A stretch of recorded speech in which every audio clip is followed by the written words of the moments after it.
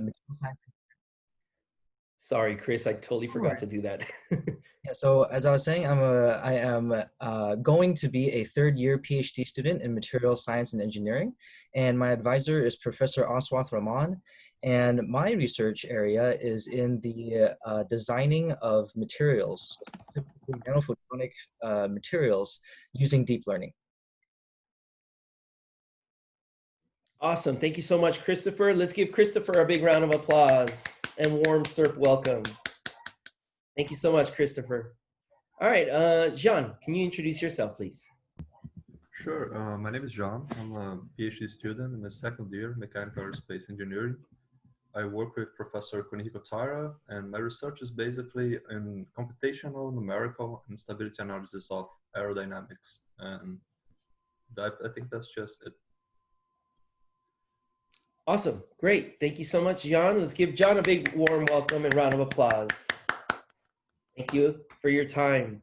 Nat, can you introduce yourself, please? Yeah, sure. Hey, everyone. I'm Nat Snyder. I'm a third-year PhD student in mechanical and aerospace engineering. My advisor is Dr. Jason Spire, and the project that we're working on has to do with estimating where an object is in space. And so kind of the experiment that we're doing is kind of within a target missile, or excuse me, a pursuer missile trying to knock down a target missile. And so where did I go to undergrad? I went to Penn State, and I did a little bit of undergraduate research when I was at Penn State. Awesome. Awesome. Welcome, Nat. Thank you so much. Let's give Nat a big round of applause. Thank you.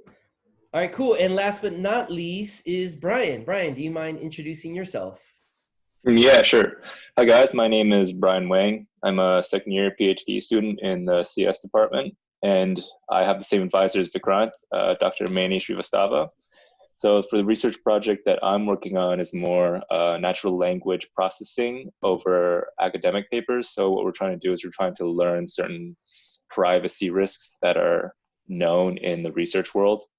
And so that's my sort of research. Awesome. Great. Thank you so much, Brian. Let's give Brian a big warm SURP welcome.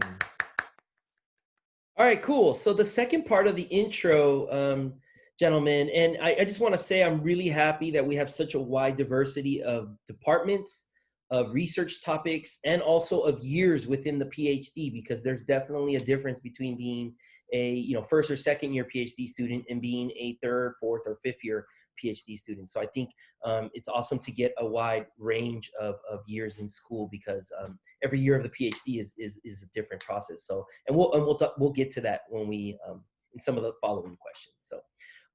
So welcome. Thank you so much for your time. I really appreciate you taking the time to really pay it forward and share your experience, share your stories and your perspectives with our students who may be potential PhD students in the future if they fall in love with research this summer. All right, so the second part of the intro is, where did you do your undergraduate work? So Nat already started and said Penn State.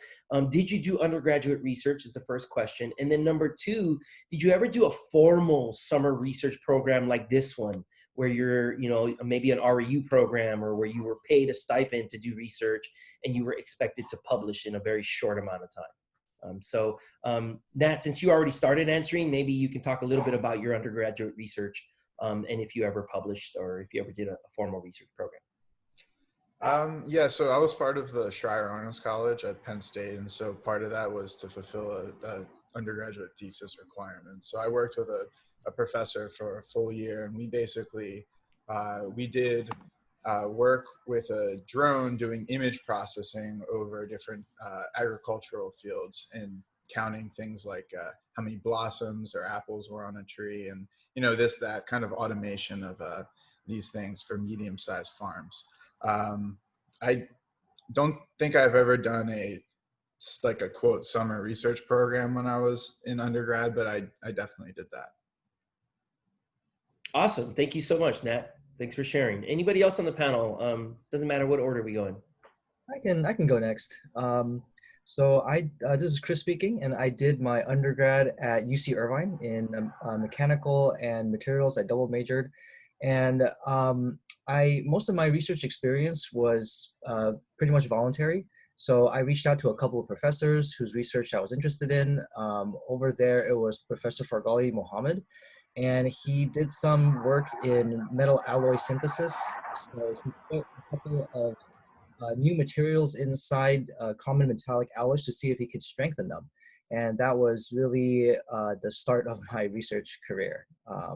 So I didn't do a formal research program per se. That research that I did with that professor persisted actually throughout 2 years. And I took it for a letter grade, and pretty much I did it to fulfill coursework. Awesome, awesome. And Chris, it sounds like you didn't publish as an undergrad either. That's correct. Okay, awesome. Thanks for sharing, Chris. Appreciate that. Well, hi, John speaking. I didn't do my undergrad in the United States, but when I did my undergrad in Brazil, back home. But I did some undergrad research when I was there, related to research on computational analysis of computational numerical analysis of internal combustion engines, and I also did some projects in the Formula SAE competition. I was a member of the team for almost 4 years, which also requires you to design and build and test complete automotive parts, complete automotive projects, and running a competition for that. So it was part of my experience in project designs and research when I was an undergrad. It was not a regular summer research program, but it was something I have done for my entire undergrad. Very cool. And I would argue that's even better than publishing research, right? Because you actually build something that works. That's very cool. And you go to competition. That's awesome. Thanks for sharing, John. Oh, hi, I'm Vikranth. So I did my undergrad in India in Anna University, Chennai. And my undergrad degree was in electronics and communications. So I did work in a lab called Integrated Systems Lab, and I worked there for 2 years during my undergrad, and we worked on a CubeSat project. So we were literally building the communication and the onboard computing for this Cube satellite. I did not publish a paper, but I didn't take part in a formal summer research program, but we did work stay in the university during the summers to work in the lab. Very cool. Awesome. And something I want to point out to our audience now is to say that, for the 20 whatever students that are in the audience, everybody on the panel is in a PhD program, and they all did undergraduate research, but none of them actually formally publish their research in the way that you all are going to do this summer. So I would argue, and I've heard this from a lot of graduate students that I've talked to in the past 10 years that we've been running summer programs here at Somali Engineering, and the graduate students all feel that you all as these undergrads in this formal research program, you're getting an introduction to an experience that nobody on our panel was able to get during their undergrad years. So I would argue, and I've heard other students argue, that you all are ahead of the curve. So you should feel pretty good about yourself as an audience to be in this program and be able to publish in some format by the end of the summer. So that's very cool. All right, next topic is joining a new research lab. Most overwhelming majority, 95% of our students have never done research before, and they're joining the research lab for the very first time this summer. So what are some number one tips that you have to help new lab members quickly integrate themselves into a research lab? So maybe you can reflect back on your own personal experience when you first joined the research lab and how difficult that was, and what tips, maybe looking back, you would give to any new student that's joining a research lab. What should these students be doing when joining a new lab?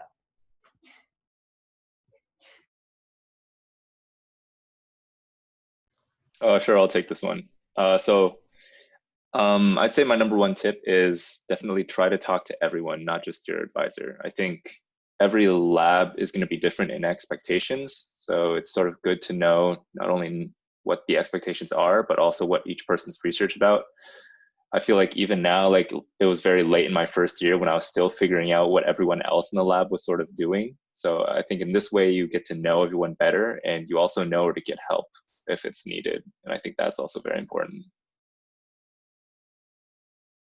Brian, thank you. That's awesome advice. And you're in your second year of your PhD, right? So you just finished your first year, correct? No, this is the end of my second year. Oh, end of second year. Got it. So you have 2 years under your belt. I think that's great advice. Something else I'll throw out to the panel. Obviously, this is a very weird, time with the pandemic, and all of our students are doing remote research, so they're not physically going into the lab and interacting on a daily basis. So if you have any tips on how to work that, right? How to, because in a normal summer setting, if they're going to the lab, they see, 6 people in the lab, they can start conversations with the other people who are not their daily lab supervisor or who is not their mentor. So any tips on that end would be helpful also. So yeah, anybody else on the panel want to address that? Joining a I new can lab. add a little to that. So the way that my lab currently handles it is we actually meet on a daily basis on a Zoom call. So in place of meeting in person. So even though a majority of my work is computational, when we meet up in lab, we show up on campus and just work on their computers. But and as Will has mentioned, the pandemic situation has made that a little difficult. So UCLA basically has said if you're working computationally, then you must work from home. You can only come to campus if you are doing hands-on experiments and things like that. So what we have been doing in place of that is with me and my lab members. So I work with a group of undergraduate students and a master's student, and we meet on a daily basis through Zoom to kind of continue the interactivity. And as Brian has mentioned, I think that communication is really important, as at the end of the day, whether through a research setting or through a work setting, being able to connect with your colleague is going to, even at a personal level, is going to be really important, and not just at a professional level. So that has really helped us, just that constant communication, that constant meeting. And sometimes, we reserve actually 2 hours of the day, and all of us meet on the Zoom call, and we may not have anything to talk about, or sometimes we would even just talk about our days and, what did you do over the weekend? What did you do for July 4th? And things like that. So, yeah. Awesome, Chris. I'm really glad you brought that up. And I think you mentioned at the end there the social aspect of it, right? Because, relationships and bonds are created from not just work conversations, right? Like technical research project conversations, but also just getting to know each other, right? Like you said, like, what did you do on the weekend? Like, how are you passing time, when you're stuck at home or whatever. So I think that's also a great way to form those relationships, to form those bonds, and to really get to know each other. That's great. Anybody else from the panel want to address joining a new lab before we move on? The only thing that I would say is if you're going to join you are joining a lab, but in your graduate studies, if you decide to join a lab, I think that getting to know your professor's expectations on a daily and a weekly basis is really important. Just how you need to know, like, how much work is sufficient, from a day to day or week to week to know that you're staying on track. Yeah, thank you so much for saying that, Nat. In fact, this program is a little bit reversed in that sense, in that we actually provided our students with a student work timeline, like a map of the 8-week program, and like what the expectations are from the program perspective, because, it's kind of a reverse thing where it's not the faculty that have the high expectations. In this case, it's like the summer research program that has the high expectations. But I think the point you're making is the same, right? In that you really need to know what is expected of you, and what kind of work are you expected to be delivering, on a weekly basis, but also on a daily basis. So that's great, sage advice. Thanks, Nate. Or Nat, sorry. Anybody else before we move on to the next question? Okay, great. So the next one is about communication. I think Brian and Chris already really stressed this, but maybe some follow-up questions is, what is your primary mode of communication with your project supervisor? How often do you talk and meet with them? I think Chris said daily in his lab, but we'd love to hear how the other labs are doing this. Given how busy everyone is, how are you maximizing that meeting time? So if you can only get a half hour a day, or every couple days, or maybe even only an hour a week with your daily lab supervisor or your mentor or your advisor, how do you maximize that time? And what do you do, how do you ensure that you have enough to do in between those meetings? And then what is the purpose of like a group meeting, right? Because one-on-one meetings and then there's group meetings. And or how often are your group meetings and what format do you use in your lab? And how often do you present your results to the group or to your individual one-on-one mentor supervisor? So I know there's a lot there, so feel free to pick and choose which question you'd like to address. So yeah, panelists, what do you think? So I can start with this one. So the primary mode of communication is, of course, like right now, since it's online, we do use Zoom. And I meet with my professor every week. That is, every week it is going to be a one-to-one meeting. So it's just going to be me and my professor talking about research and my progress, and again, what is the next steps for the following week, and my publication goals and deadlines and so on. So one-to-one meeting is where I get to discuss about all my research with the professor directly, to interact with the professor directly. Whereas other than that, I also have daily Zoom calls with my project mates. Like, since our lab is pretty big, we do collaboratory work. Like I work with a few more of my lab mates on a couple of projects. So we kind of meet on a daily basis or on once in 2 days basis to like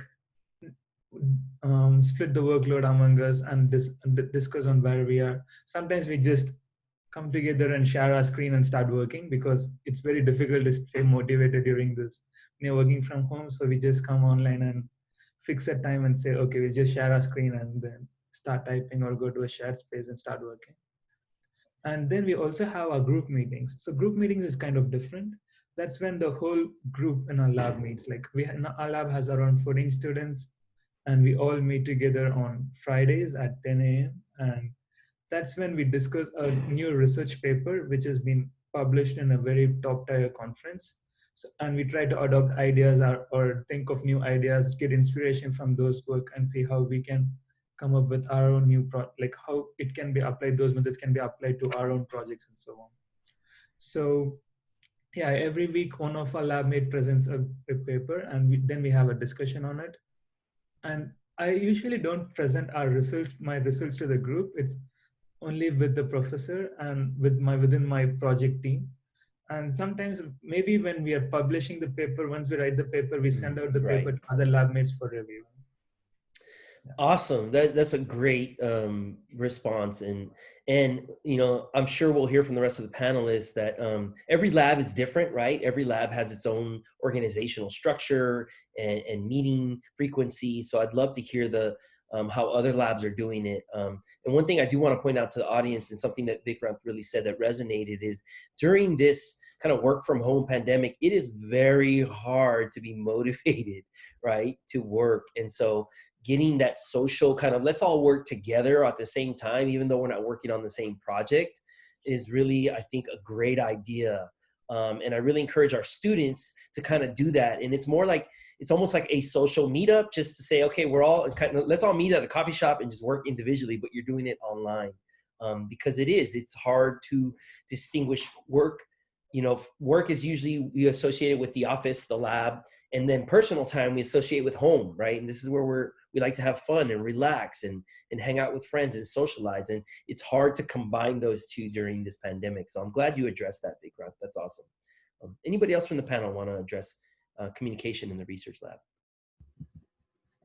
Well, I was going to say that of course, things are different from one group to the other. I'll just give an advice for the students to go to the first group meeting and see how it works inside of your new group that you're working. Some groups are more like discussing research, and the group meetings that I'm saying, like some groups go there to discuss research, some groups go to report their findings in the week, on a weekly basis. But what I'll do, I kind of like this question: how can I maximize the meeting time? Because we know there are professors have a lot of have a very strict time for dealing with so many things that are happening right now. What I would give an advice is to prepare yourself for the meeting. Like, don't go to a meeting with your advisor or your collaborators just like with ideas in your head. Put them on a paper, put them on a slide, organize 1 or 2 slides at least so you can discuss with your professor. I mean, for me, it works perfectly. I usually, when I go to talk to my advisor, he says to me like 30 minutes. I go through 1 or 2 slides, we solve everything in like 10 minutes, and we stay like for 20 minutes talking about anything else, you know, like, and it's like, but just sometimes it's like that. You can maximize time just by organizing yourself a little bit, putting your ideas in an organized fashion that actually helps you to understand what are the problems that you are having in your research as well. That is so sage advice. Thank you so much, Jean. That's awesome. I mean, totally 2 thumbs up there. Very effective strategy. Anybody else from the panel want to address this one? Okay, great. Thank you so much. Let's move on to question number 4, which is, what happened here? There we go. Oh, my bad, sorry. Gotta go slowly, I guess. There we go. Okay, dealing with lack of preparation and knowledge. Again, many of our students are just finished their first year in college. They've barely taken the intro chemistry, calculus, physics classes. They haven't done the upper division. You know, they're feeling this lack of knowledge, like this just knowledge gap. What do you do, or what suggestions do you have? What did you do actually from your own personal experience when you had no idea what to do? Like you just didn't know enough to really even know what to do next. How did you break down a problem, like a big problem, into like bite-sized pieces that are you know, processable, like just breaking it down into doable baby steps? When you have such a large knowledge gap between what the research that's already happening and what the lab already knows, and what your faculty advisor knows, and what the graduate student mentor knows, and then what, you know, the undergrad knows. I can add to this. I think this is a really key question that most PhD students deal with, perhaps even on a daily basis. But I think for starters, reading research papers is the way to go. So, I've been involved in about 3 different research labs at this point, and at every single lab, the starting point was always just reading and understanding the domain. So, you know, obviously, you know, you're gonna enter a pretty new environment where you have no prior knowledge in, and you're going to be expected to do some research to contribute to that field. And in order to contribute to that field, you have to first understand what the most up-to-date problems are. And then, so to understand that, you have to sort of catch up with the latest and greatest findings of that field. So, you know, when usually I get stuck, or I have no idea of where to go, I start familiarizing myself with some other labs in a similar field. So that's sort of one way that we sort of keep up to date with competition and things like that. You know, like, let's say if you work at Microsoft, you will probably want to keep up to date with what Apple's doing, and vice versa. Well, research is kind of similar in that sense. So as you get your toes wet and deeper into research, chances are, you know, certain names are going to be more familiar to you, and, you know, certain universities and researchers are going to, you know, you're going to be more familiar with their work, and you're going to follow their work much more closely. So yeah. Awesome sage advice, Christopher. Thank you. And for the audience, I just want to remind you that that was the purpose of technical presentation lab number 1, 2, and 3. Right? If you haven't been able to go back to the website and watch the videos of those 2 technical presentation labs, we break down how to find papers, the importance of papers, how to read a paper. And then, you know, in technical presentation lab 2, we talk about how to then create a PowerPoint for your presentation, of, you know, reviewing a journal article, like breaking it down and presenting it to your peers. And so all of those skills we try to teach in TPL 1, 2, and 3. So if you haven't had a chance to go and watch those videos, please do so. They're on the SURP website. That'll really give you some insight on how to do what Christopher is suggesting you do. But thank you so much, Christopher. That was awesome. Any other advice on dealing with lack of preparation from the panel? I would say try to, if you have lab mates, try to, if you have any questions, try to talk. If you have a question like, say, I don't know how to start this project, I don't understand, or let's say you have done, as Chris said, you read the paper and you get to a point that you don't understand the paper that much.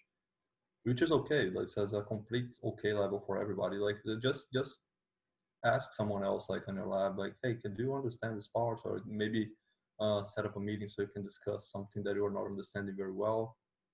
It's usually helpful.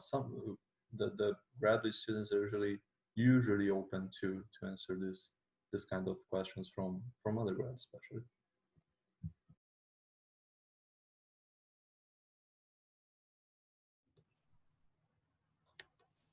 Yeah, and I'll also add on to that.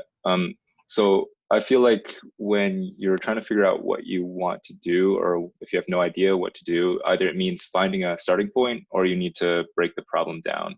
And I guess that's what this next point is about. I'd also like to mention that you do have people to talk to, and John made this great point. And so usually when you're trying to break down this problem, it's about you either look up a tutorial, you look at some kind of related video, or you read a survey paper. I think Chris made this great point where you have to catch up and understand the field that you're working in, especially if you're new to the area. So most of the time when you do research, someone will have done something similar. And that's sort of your starting point. You should always look at what they have done and see how they've broken down their problems in their papers. Very true. And thank you for sharing that, Brian. That is what we call the review paper in technical presentation lab #1. And so if you don't know how to find review papers, then please watch that video and that'll break it down for you. So great point, Brian. Nat, I see that your mic is unmuted. Do you want to add something? Oh yeah, I just wanted to say, look, a lot of doing research is figuring out in my opinion, figuring out your own way to be self-sufficient, to teach yourself how to approach a problem, to find a good starting point. Like the moral of the story is really to be honest with yourself about what you know and what you don't know. And if you're glossing over things and going, well, I kind of know that, and I kind of know that, and everything's a bit incremental, at some point you're going to go, well, I need to go back. So really being honest with honest with yourself when you're trying to, go from step A to Z usually is needed. Yeah. That is a great point, Nat, and that actually transitions nicely into our next question, which is really, in order for students to get to UCLA, most of our students were 4.0 students. They're used to knowing everything. We have a couple community college transfer students that are probably the smartest kid in their class at their community college, and now they're here at UCLA, right? And so overcoming that mental hurdle of like, I am used to knowing everything and being able to figure things out, and I'm just feeling so overwhelmed and lost. So how do we, how can students build that initiative and that confidence to address the problem, to be honest with themselves and say, I really don't understand this. How do I kind of build the self-confidence to ask for help, to get help, to venture into this unknown, to come to terms with how much they don't actually know? So if any of you on the panel can address that, that'd be awesome. Yeah, so I can answer that question. So the first step is to realize that you don't know certain things. Like once you understand that, then that itself is like clearing a first hurdle, and then you start searching for those tutorials or online videos and blogs to learn more about them. The main problem, not the problem, the challenge with research is the following. Like in classes, when we do a project or when we do those assignments and stuff, we know an answer, we know what we are looking at. Like there is a definite goal and the professor knows that there is an answer to it. Whereas in research, we don't have an answer to the project we are working on. And there will be multiple ways to approach the same problem. So yeah, so trying out different, like we should never be afraid to try out new things, just be open to different ideas. Anything can work, so you can keep trying. And yeah, just be confident in yourself. Like if you don't get the result you expect, you shouldn't lose your confidence. Like you might be expecting it to work, but again, when it comes to in real implementation, there will always be outliers, or there will be other stuff which you need to take care of. So I would say, like, don't lose confidence that easily. Keep trying. And even if you fail, it means that you're learning something. It's more like, yeah, so you have found out that this method doesn't work. And now you don't have to worry about it anymore. So it is more like there is no such thing as like failures in research. It's more like you're just learning that this doesn't work. Oh my God, that's music to my ears, Vikranth. That's awesome. I think you're right on point. And actually that flows nicely. I'm gonna merge two questions into one because I think that's really what we're talking about in part in question 8, which is the disappointment of when things don't work, right? Like you just said it so eloquently that, you know, when you're doing a problem for a class, you know there's a correct answer. But in research, there is no correct answer yet, right? And there's no direct path to getting there. So I'm going to fuse this question, and then panelists feel free to, you know, attack either question how you want. But, you know, what percentage of your attempts lead to progress? How did you learn from your mistakes? How do you remain passionate about a research topic when, you know, you keep trying and trying and you don't get the result that you're looking for? How do you stay excited in the long term? How do you work through these problems? When, you know, sometimes it's not fun to keep trying and failing. So yeah, maybe fuse both of those because I like the way Vikranth connected those. It has to do with confidence, right?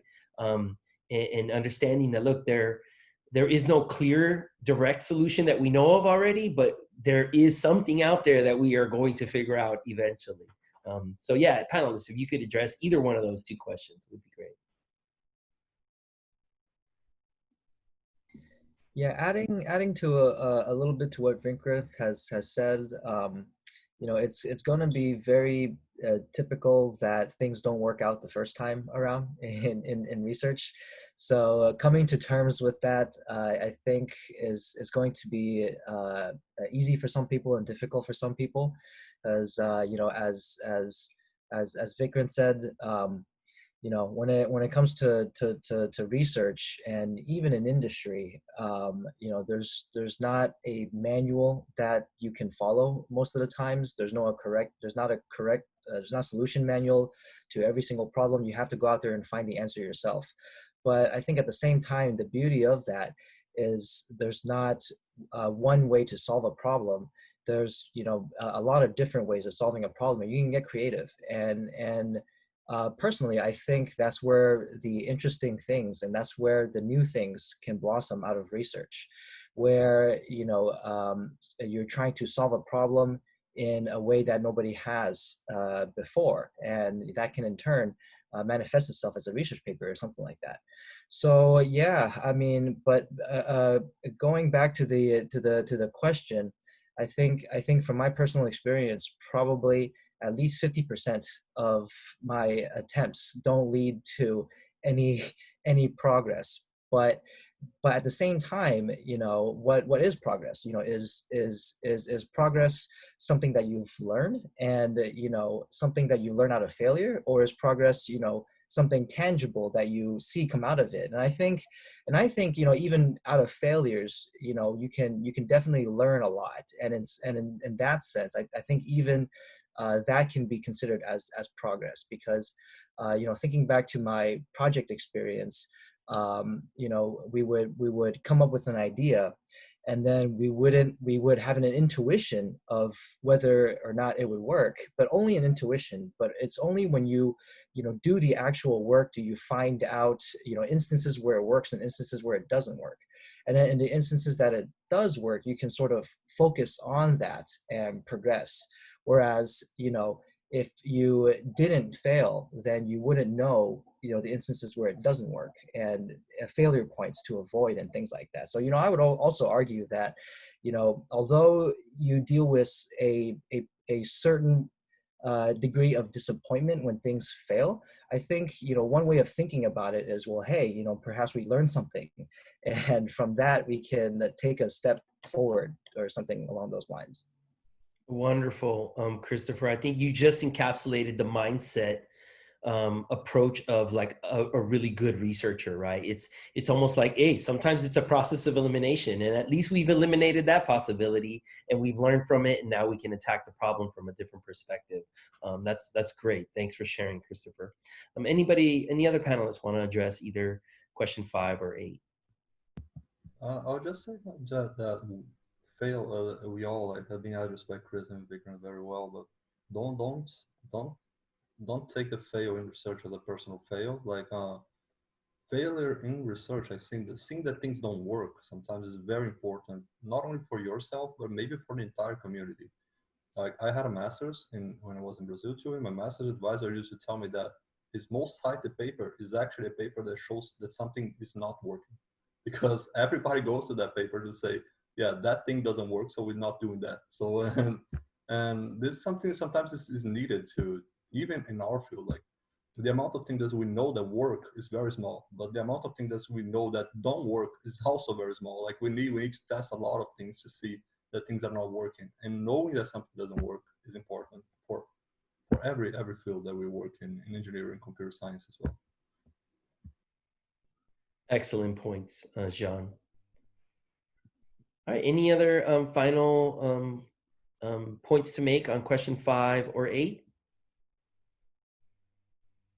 All right, let's go to this one. And this one, I want to put like a COVID pandemic spin on this question, because like Vikranth, I think Vikranth mentioned it earlier, it's so hard during this time where we're not going into work, right? We're not going into the lab to say, okay, let me put my work hat on and now, manage my time. So time management and research, how can these students produce any kind of preliminary results and publish a poster and an abstract in our research journal, in our internal research journal? Again, this is not peer review, right, outside of UCLA, but this is just for our summer undergraduate research program. If it takes a PhD student, 4 to 6 years to finish a research project, to finish their dissertation, how can an undergrad with limited experience in a short 8-week summer research program, produce any kind of preliminary work? Even with a work timeline, how does one stay on track during this, very intense and high expectations of publication as far as publications go program? What tips do you have to help students produce a preliminary abstract, poster, and oral PowerPoint presentation? Because those are basically the 3 producibles for all of our students for this summer. Yeah, I'll add on to this one. So I guess this first question is, if it takes a PhD students 4 to 6 years to finish this research project, one thing I'd like to point out for the undergrads, like these are usually very huge research projects. Like they have like maybe 10 milestones within it, or 20 or something like that. And these are themselves big milestones. So if it's a research program poster, it's comparable to more of the smaller milestones that you're looking at. So it's not that long actually. The other thing I'd like to point out is like, this is why it's so important to have a work timeline. So you have something to sort of expect from yourself and to look forward to. But this goes to the second point, where even with a work timeline, how do you stay on track? And I've sort of seen this issue before, where I was in the summer program as well, where researchers were trying to complete this sort of research, I guess, poster level research. And the issue they came up with was, for the first 4 weeks of their 8 weeks, they kept pivoting. And that is an issue that I think people might face. But it's a good thing as well, because pivoting shows that you are always learning something and you're finding out that there's an approach that isn't working. That goes to our previous point that we've mentioned before. So as long as you keep looking for the solution, at some point one will stick. So you just have to keep trying. And as for tips to help produce a research abstract poster, I guess try to, if you really need help, always be willing to look for other people who have expertise in this area. Be willing to look at similar works. Those are the sort of tips that I have. Awesome. Very, very good advice, Brian. Thank you for sharing. One thing I'll point out to the students is, and we'll kind of address this in the next question, and access to your own lab and the other graduate students and to your PI, but we're going to be having Zoom lab tours starting next Monday.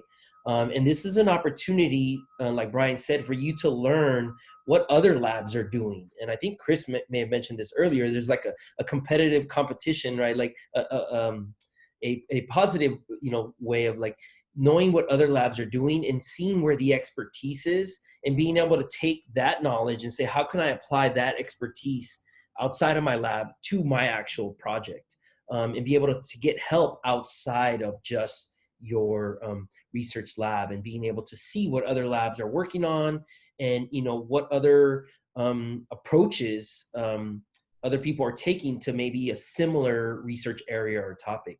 So I look forward to having you all participate in the Zoom lab tours next week and the week after, so that you can really get exposure to other labs outside of your own. So sorry, I just wanted to plug that in there. Panelists, please continue. Yeah. I'll say for the students that want to, that they're gonna have to report something at the end of this summer research program.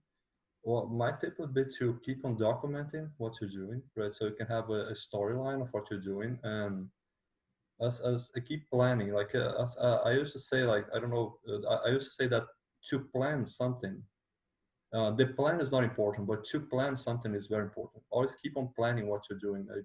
Keep something in your mind, and even if it has to change down the line, even if it has to change the storyline down the line, but keep on documenting everything that you're doing, because in the end, when you get to, because the story is going to be clear in your mind, and when you have to report that, you already have everything documented. You just have to organize it in a way that you're going to show it.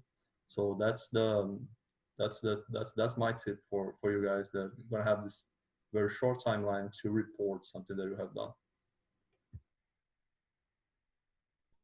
Excellent. And again, I swear I didn't pay them to say this, but I just want to plug in. This is why we have a weekly reflection that's due every week. So we're asking all of our participants to, on a weekly basis, have that metacognitive moment of, what did I accomplish this week, right? What was the plan for this week? How did it work? Did it not work? How did I pivot, right? How did I adjust? Like, documenting that on a weekly basis is really going to help, to Jean's point, is really going to help tell your research story at the end of the summer when you have to publish it. So I really encourage students to take those weekly reflections seriously. So yeah, I just wanted to kind of, again, plug that in there. Any other panelists want to add to time management? Yeah, I can add a little bit to this.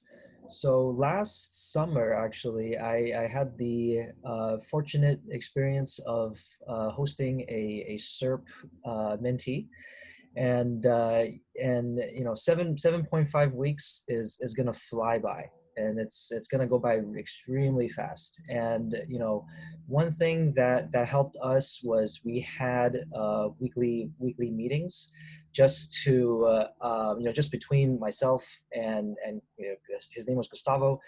And Gustavo and we met on a weekly basis to touch base on where the progress was, and and basically he constantly asked for feedback. And I think that's going to be important as you start to make progress on some of these deliverables that you have for the SURP program.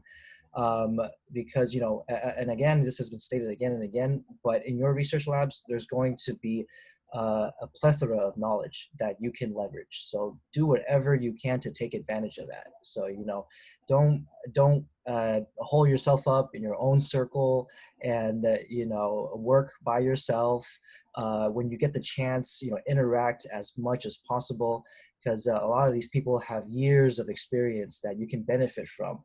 And where it may take you a couple weeks to find something in a research paper, only to be drowned out in technical jargon. Somebody could probably explain it to you in a couple of minutes, right? And with a much more simpler language. So that really helped us. So Gustavo and I, we sat down on a weekly basis, and it was just open-ended for like an hour or two. He would just ask me questions about the field, and show me where his poster was, where his abstract was, where his presentation was, to get sort of my feedback on these deliverables. And then I think that helped it improve the quality, and help speed up the progress of some of these things that was required out of the program. Excellent perspective, Christopher. Thank you for sharing that from the mentor side of the programs. That's great. Any other final comments from the panelists around time management and how to be able to publish research in such a short amount of time? Okay, great. Let's move on to our last question. We're actually right on schedule. It's 9:50, so we'll have 10 more minutes for this final question, and then we'll open it up to the audience. So I want to do a friendly reminder for students. Feel free to type out any of your questions in the Zoom group chat, and then, or you can just write them down on paper and then at home. And then once we get to at 10 o'clock, we'll start to open it up. You can raise your hand and you can ask the panelists questions directly. So our final question for the panel is access to PI and mentor. What is the hierarchy in the research lab? So how big is your lab? What structure does it take? You know, how many graduate students? You know, do you have like, I know one of you already mentioned they have daily meetings and some people have weekly meetings with their PI. What access do you have to your mentor, to your faculty advisor? And then how often do you do group meetings? And do you have the ability, especially now during the pandemic where you're not doing in person, you're not just walking into lab and saying, hey, what's up? How are you? Can we talk? You can't just spontaneously spark a conversation with people. How are you replacing that spontaneous conversation in this remote work Zoom setting? And do you have any tips on how our students can gain more access to their graduate student, to the other members of the lab who are not their direct supervisor or mentor, and to the PI? Obviously, the panel has already stated multiple times that it's really important for students to talk, to have conversations, to learn from everybody in the lab, to ask a lot of questions, to push the research forward. But during this pandemic, access can be a little bit different. So how can they address that? And what suggestions do you have? And maybe what personal stories can you share from your own personal experience in overcoming this obstacle? I can get things started here. So my lab is actually fairly small. I think we only have 4 or 5 people in our lab. But basically the structure that my lab takes is that since each project is a little bit independent of each other project, we all kind of talk to our advisor for about like 30 or 45 minutes a day. So we have a very casual relationship, which is very nice. So we usually like come today, I'll probably call my advisor at about 1 and we'll talk until 1:45, and then we'll plan on talking tomorrow at about say 11 or 2 p.m. And we just kind of move it from day to day. And I think that especially with the COVID pandemic, and since everyone's so stationary, it's nice to kind of just go, yeah, let's do this tomorrow at this time. Yeah, let's do this tomorrow at this time. For bigger labs, I know that that's not always possible, because if you have 20, you know, if a PI has 20 people, you know, they can't really do that. But if you get placed in a group that is relatively smaller, it's nice to be able to, you know, chat kind of casually. And it also takes a lot of the pressure of research off when you're just kind of, you know, when you're really talking about it daily. Yeah. Great points. Thank you, Nat. Anybody else on the panel? Yeah, so I can talk a bit more on this. So our lab is kind of big in the sense it has 14 PhD students with our professor, and there's also a postdoc. So the hierarchy is more like, I mean, the professor has to overlook all the students, and which is no, he does allocate a 1-hour meeting time to every student in a week, and that itself is like 14 hours of his time. But again, so the other thing is, whenever we want to meet him specifically, we just send him an email saying, okay, we'd like to meet you at this given time. And then we and if it's necessary, we'd again meet in the 1:1, but we can just cancel the other meeting and say, I would like to meet you now because I'm kind of stuck at this point. So access to professors, we can just email our professor and request times whenever we want. But again, based on his busy schedule, he's available only at certain points. The other thing is, we can always have, the postdoc is mostly always available. So usually the postdoc is also another person who knows all the research that is going on in your lab, and he takes part in all the research projects which happens in the lab. So have valuable feedback. Since he already has his PhD, he helps you greatly in writing. Like writing is one of the important skills which you have to pick up as a PhD student, and I think that comes only with experience. And from my like, I'm very bad at writing, and my postdoc is the one who helps me a lot with writing stuff. And other than that, like group meetings, I mean, try to set up as many meetings as possible with your fellow lab mates or your project mates. You don't have necessarily, you don't have to have your professor in those meetings, so that you can just talk to and regularly and then work on the projects. And also this summer, I'm like, me and my lab mate are mentoring two SURP students.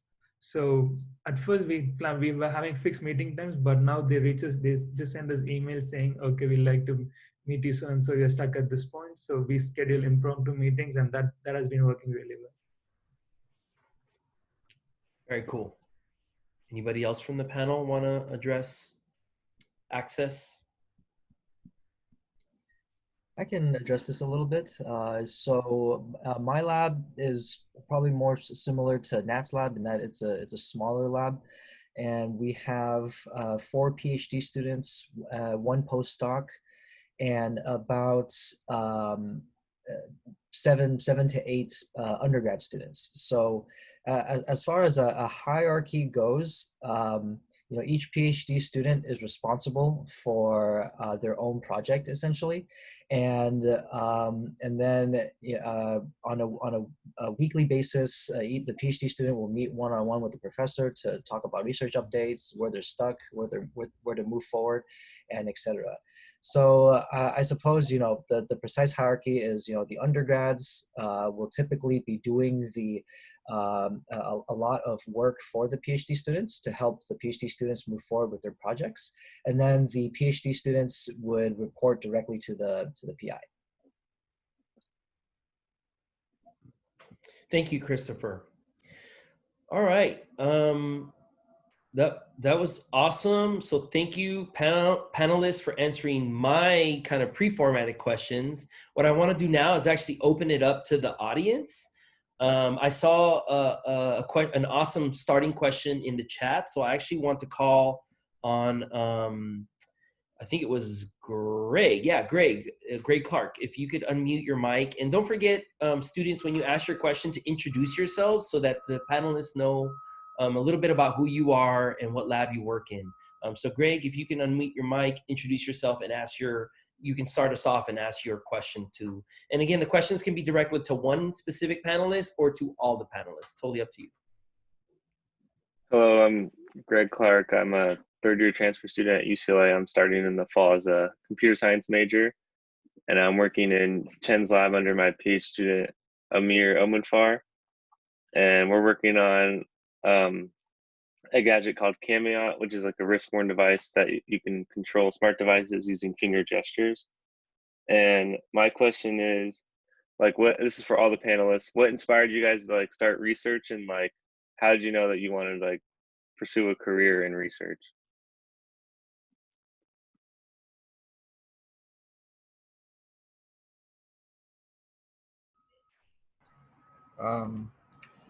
Well, I personally, I don't think I want to pursue a whole career in research, but the reason I came to get my PhD, at least at UCLA, was because in my senior year of my undergraduate, I took 2 classes, and they were mechatronics and this control theory class. And I realized, wow, this stuff is really, really cool and powerful, but you need to know a lot of math, a lot of high powerful ways of thinking about dynamics to be able to do all this stuff. So I came to UCLA just because I wanted to get absorbed into, robotics and control theory and kind of artificial intelligence and whatnot. And I mean, what better place?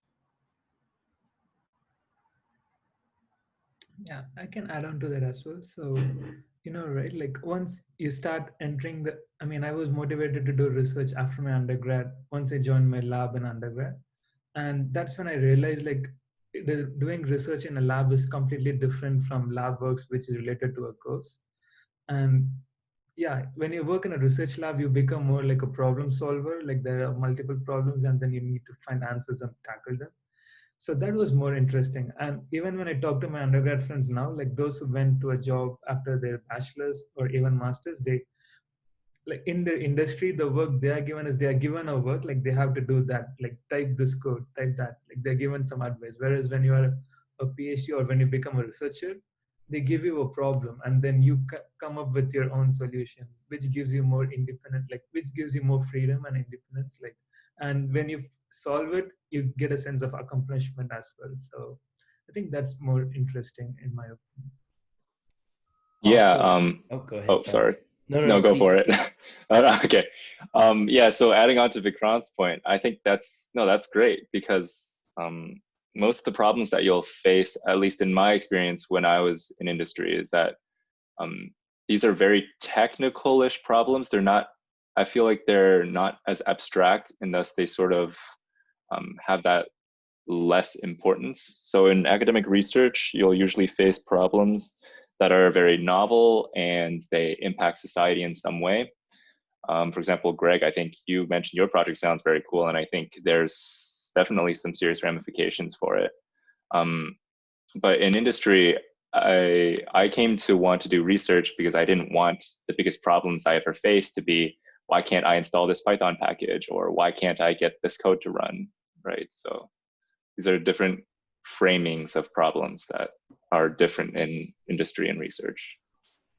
Absolutely. I think all of you, your responses are I've heard many times from many different panelists, in that the independence to approach a kind of novel, big picture question is exciting, right? Like that's the magnet that attracts people to doing research, as opposed to going into industry and solving a very specific problem that has to do with manufacturing, it has to do with the product, it has to do with making money and selling something for profit. And, you know, and that is kind of one of what I'm hearing from the responses so far is that's a big kind of fork in the road of deciding what's more interesting to me. So that's very cool. Awesome. I do want to I want to make the point that I see in the chat that there's a lot of new questions coming in, which are great. I want to definitely allow all of you to ask those questions, but I do want to tell everybody, I don't think I've mentioned this is only our first panel of the summer. We are going to have a second EGSA panel later in the summer in a couple weeks. And the purpose of that panel is really about, why did you choose research? It's all about applying to grad school. It's about choosing a PhD. It's about finding what kind of lab you want to join when you get, when you decide what school to apply to, what programs, what professors, what labs. So it's all about going to grad school and choosing a PhD program. So I don't want to focus too many questions today on that, just because we're going to have a whole panel on that later in the summer. But, you know, again, I just wanted to put that out there. So if we can try and focus the questions on today's topic, which are kind of the common pitfalls in research and some of the questions we've already addressed, that would be good. Having said that, you know, again, ask all the questions you want, because it's likely that our panelists for the next panel will not be the 5 graduate students that you have in front of you today. So hearing their perspective is also important. So Greg, I think you had a great question. Not Greg, sorry, Greg just asked this question. Ben, you had a great question. If you can unmute your microphone, introduce yourself and ask your question, that'd be great. Yeah, hi, so I'm Ben. I guess the question I had that fits most with today's theme is, I was wondering how much you work with other labs at either your university or other universities. And I know one of you mentioned earlier that you kind of like keep up with the competition in a way of other labs. But I'm more wondering from like a collaboration standpoint, how much you work with them and what that might look like. Thank you. Thanks for that question, Ben. I guess I'll address this since I was the one that mentioned that. Currently, our lab is a relatively new lab. So to kind of give you perspective, Professor Rahman actually joined UCLA when I started my PhD program. So he's only been at UCLA for 2 years. So currently we actually don't have a lot of collaboration, but we are talking about it and expanding it in the future. But I'm sure, you know, some other graduate students here have much more to add than that. Yeah, collaboration is something which is very important in our lab. Like we just don't collaborate with, I mean, I'm not sure. In our lab, rather than collaborating with other labs within UCLA, we collaborate more with other universities and also with industry research teams. So I consider, like, we usually have meetings with our industry research people, like those who have, they are the research directors and stuff in their own, like IBM research. We work with IBM research and research, and yeah, we have like researchers from them. They collaborate. They have their own different problems, and they kind of interact with us to get our solutions. So yeah, we collaborate with the research teams in industries. And also there are cross university collaborations. Like sometimes we collaborate with University of Memphis or like USC and so on. So yeah, collaboration happens naturally. And I think it's very important as a PhD student to collaborate so that you get more contacts and networking opportunities as well. Thanks, Vikranth. I'm glad you mentioned the collaborations because I think a lot of students don't know that there is a collaboration with industry and that we do have industry partners who come to faculty, to labs to say, hey, you have this research expertise and we have a similar problem in industry that we haven't been able to solve, or it's going to take us too long to solve it on our own. We really would like to work with you and collaborate with you to help us do it. So there are industry research partnerships. There are a lot of the big companies have research and development arms of their company where they have whole divisions that are allocated to what is going to be the new product, right? Like, let's look ahead into the future. How do we get ahead of the market? And they have, whole divisions of the company that focus just on future products, research and development. And a lot of those partnerships are made with our research labs here at the School of Engineering. So thanks for bringing that up, Vikranth. I think that's an important point to make. All right, cool. Yeah, thank you. Awesome. Okay. I see another question here in the chat from, is it Natalie? Yeah, Natalie, if you can unmute your mic, please remember to introduce yourself. Again, your year, your major, the research lab you work in, and then ask your question. Hello, I'm Natalie. I'm going into my 4th year as an electrical engineering major, and I'm in Professor Robert Candler's lab. And my question is, what do you think is important to look for when joining a lab? I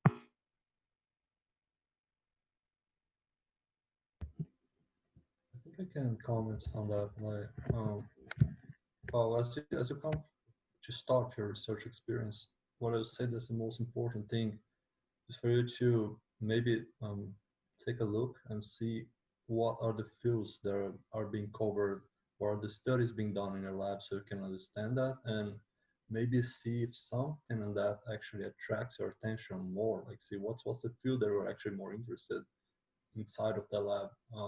Take a look at all the projects that they're doing, that all the students are doing, at the ideas that your PI has, and see if some of those ideas actually are more interesting to you, so you can pursue. And I would say that on my side, when I started my master's, I started working in some acoustics project, and after a couple of months, I just by chatting and interacting with my lab mates, I got to see some other types of projects, other types of ideas that were actually more interesting to me. And I did talk to my PI back then, and said that I wanted to work with those things and get more involved in that. And I think that's something that you can look for. I mean, in research, from a research perspective, it's interesting that you see what are the topics that your group is working on, and see what is actually more attractive to you. I think Jean makes a great point. And to me, there's an undergraduate seminar course that I teach here at Engineering titled, it's an Engineering 24 course titled, finding a research lab, and the way an undergraduate research opportunity.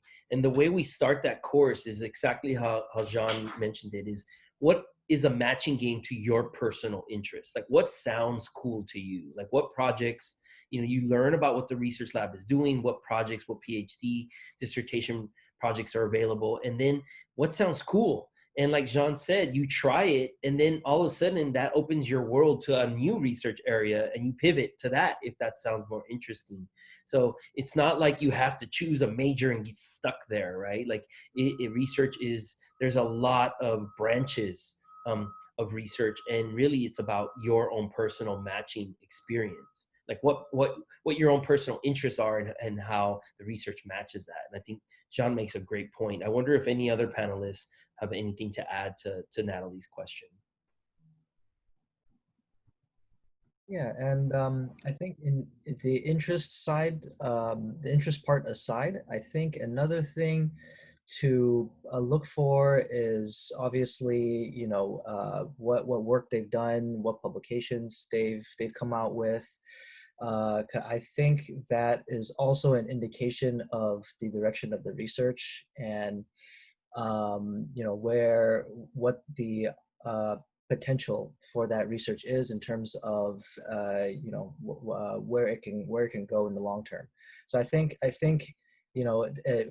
particularly for your careers, I think you should try to obviously enter a field of research that has a long-term impact, right? Because not only will it be more beneficial for your career, but I think it will give you the opportunity to learn skills that are in higher demand. Excellent points. The future of the research and what skills are gonna, like Chris said, be in higher demand. That's great. Anybody else from the panel want to address this one? Yeah, I would just say that having a good relationship with your advisor too is really, really important, and just making sure that you're on good terms. Prior to that, though, I really think that when you set out and try to find a research lab when you're in a master's or a PhD program, it's really important to make sure that the lab really coincides with the interests that you have, because you're going to put a lot more into it if your interests are really well aligned with the interests of the lab. Like in my current lab, I do a lot of math and and programming, and I like math and programming, so I'm very happy. Yeah, great points, Nat. I think that's another common answer I've heard from previous panelists, and that Nat kind of alluded to, is having a right fit. All of us, you should look intrinsically and know what your best working environment is. Are you the kind of person that likes to have a micromanager that kind of says, here are the 12 things you need to do, get them done by, in 2 weeks? Or are you the kind of person who likes to work more independently and doesn't like to have very structured, environment? And so, all of us are very different. Are we really social beings and we need to have a big lab with like Vikranth's lab with 14 PhD students? Or are we okay with a smaller environment where, I'm going to interact and be in a small lab of 4 graduate students? Like, all of us are different. We all thrive we all thrive in different types of environments, and you have to really know yourself and what you are going to need from a lab in order for you to be successful. So that's another common response I've heard, and that I heard Nat alluding to and saying, it's got to be a good fit between you and your faculty advisor, because that working relationship is really going to drive that whole dissertation project over 4 or 5, up to 6 years. So. All right, cool. Thanks for that question, Natalie. Do you have any follow-up questions I should ask, I guess? Nope. Okay, cool. All right. I think I don't see any other questions in the chat. So what I'm going to do now is just kind of open it up. Feel free to raise your hand or just unmute your mic if you have another question to ask the panelists. We have about 15 minutes left, so we probably have time for maybe 3 or 4 more questions. Hi, I'm Jonathan. I'm an upcoming sophomore, and I was kind of curious. So my professor seems pretty busy. He's probably really busy, but like, do you guys ever get annoyed when like undergraduates like come and ask you guys questions? Because I'm kind of scared to like bother him, or yeah.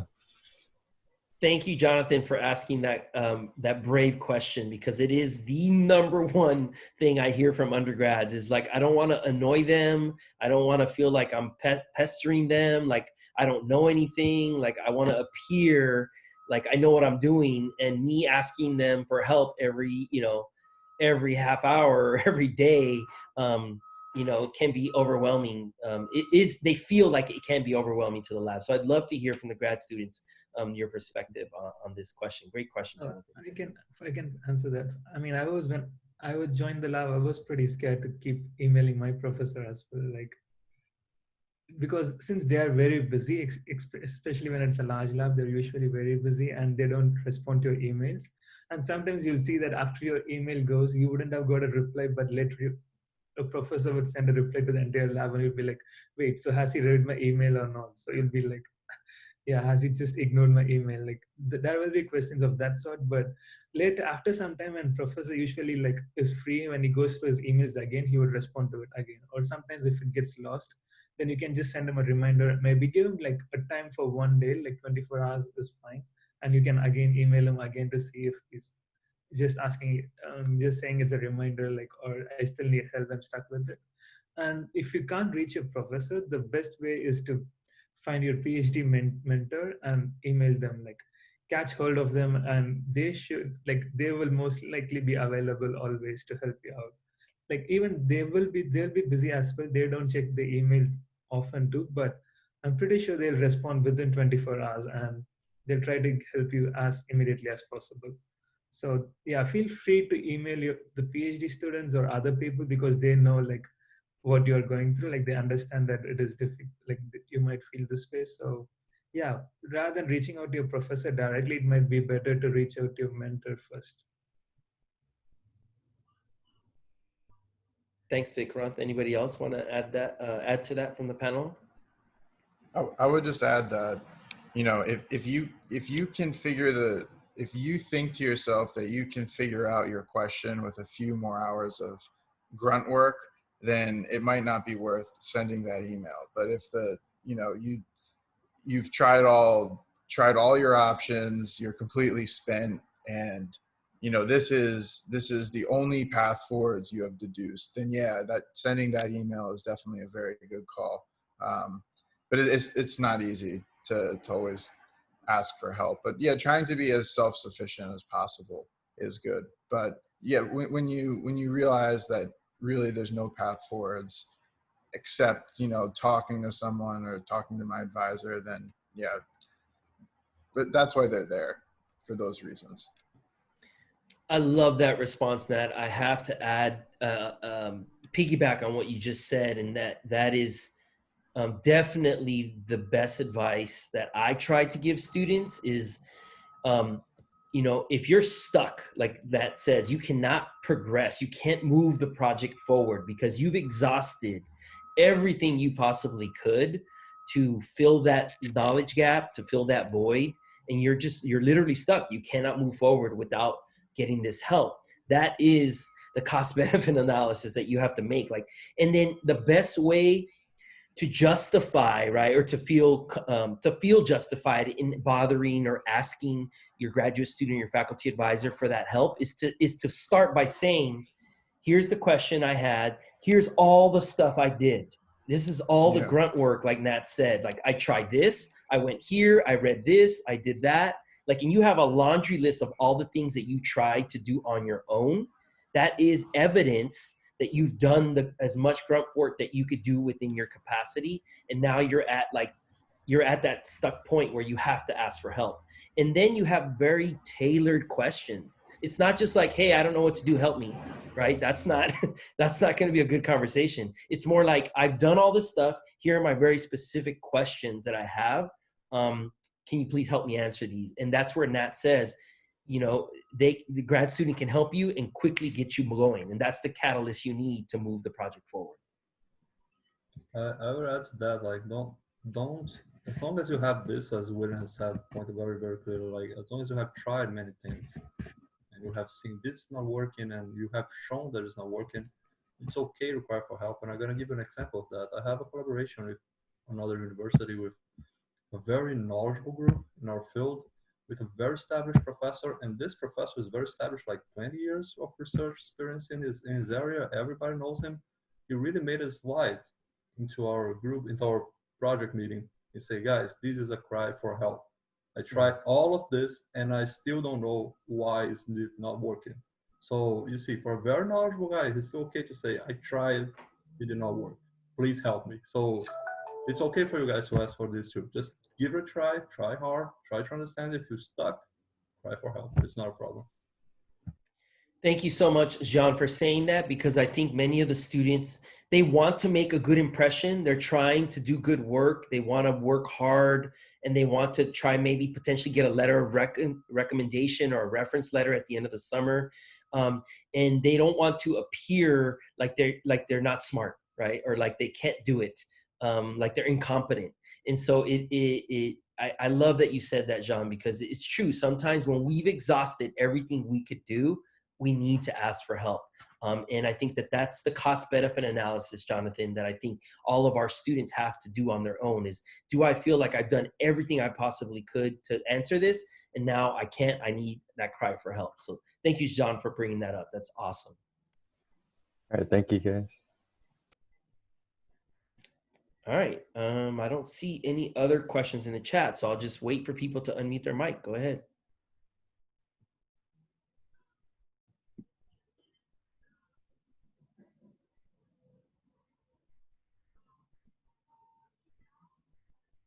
I like to give that awkward moment of silence, because usually right when I say, okay, I guess there aren't any questions, let's end, then somebody quickly raises their hand at the last minute. So we do have like 8 more minutes left, so probably time for 1 or 2 more questions if anyone has them. Last chance.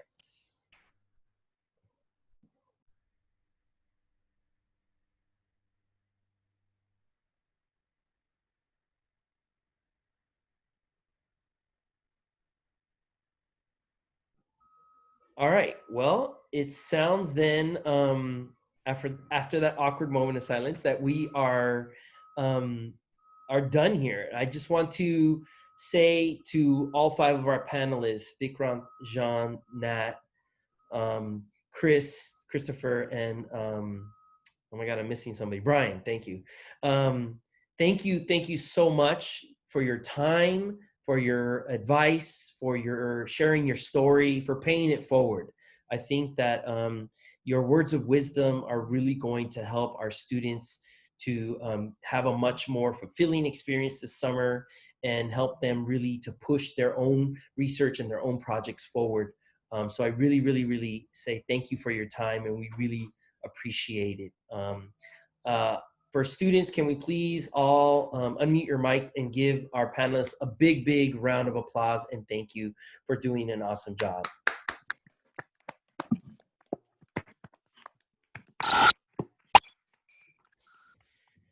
All right, so I think that wraps this up. Vikranth, again, as president of EGSA, thank you for organizing this. Panelists, you all were amazing. Really appreciate your time. And then Vikranth, I look forward to hearing from you. I don't know if you've invited these panelists to come back for the second panel. We'd love to have them back, but I look forward to hearing back from you on the setting up our next panel, which is in a couple weeks, right? In 2 or 3 weeks. Yeah. Thank you. All right, cool. Any parting words from our panelists to our students? Any final pieces of advice or any parting words you want to give to our students as we close up here? Good luck, everyone. Good good luck. Hope you guys end up in a research lab that suits your interests. And if you, work your butt off, it'll definitely pay off. Yeah. Good So luck, everyone. Hope you guys enjoy, have fun, and do awesome work. Yeah, thanks for saying that, Jean. We haven't mentioned fun at all yet. And we make research sound so hard and difficult, but it is a lot of fun, right? And Say that. yeah, so thanks for bringing that up because it is fun. I don't want to make this sound like it's such hard work that it's not enjoyable. I mean, it definitely is rewarding and a lot of fun. So, all right. Well, I think that's it. I'm going to go ahead and stop recording now.